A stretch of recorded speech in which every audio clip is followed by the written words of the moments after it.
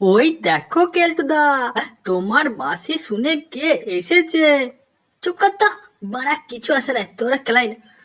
ফন্টের বাঁশি শুনে তো তুমি এসেছিলে কেলটুদা, এবার তোমার বাঁশি শুনে দেখো বানার মতো সাপ এসে হাজির। ওরে ওরে, সাপ কানে মেরেছে বাড়া। ওরে বাবা রে।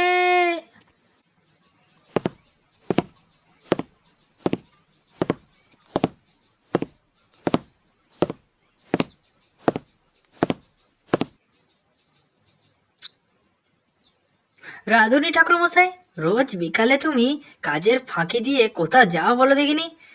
কালকে স্যারও তোমাকে খোঁজ করছিল কিন্তু পাচ্ছিল না।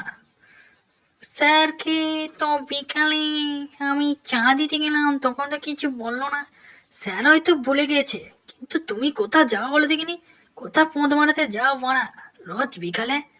মারা সন্ধ্যার আগেই ঠিক চলে আসো মারা। বালচোদাকে মারা তোমাকে সন্দেহবাজি লাগছে।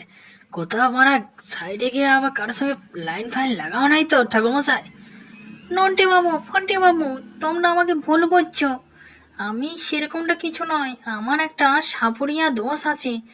ও ভালো পিন বাজায় বুঝলে। আর ও এক সাপুরিয়া দোষ। সাপুরিয়া দোষ মানে বুঝছি না, ব্যাপারটা কি খুলে বলো তো আমাদেরকে নেই। মানে সাপুরিয়া দোষ এককালে সাপ খেলা দেখাতো বুঝলে।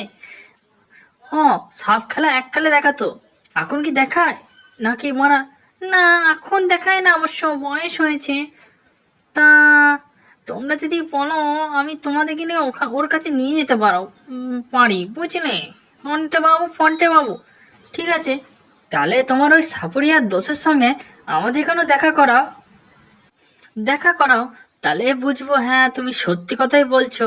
না হলে স্যারকে গিয়ে নালিশ করে দেবো তোমার নামে ঠাকুরমশাই। না না ফন্টে বাবু, নালিশ করতে হবে না, আমি তোমাকে নিয়ে যাবো। ঠিক আছে, তাহলে নিয়ে চলো আমাদেরকে নিয়ে। তাহলে জানবো। হ্যাঁ হ্যাঁ, ঠিকই বলেছে ফোনটে, তাহলে নিয়ে চলো ঠাকুরমশাই কাকু, বেশি দেরি ফেরি করো না।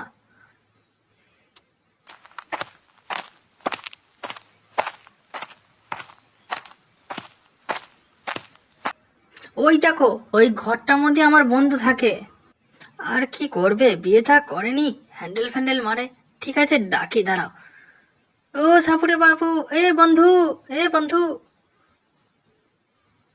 ওই তো। কি হয়েছে বাবা? বল, তুই এসেছিস? আমার একটু বয়স হচ্ছে না, আর হ্যান্ডেল মারতে মারতে শরীরটা কেলিয়ে গেছে বুঝলি। বল। এই দেখো, নন্টে বাবু আর ফন্টে বাবু, আজ থেকে তোমার বন্ধু। বন্ধু?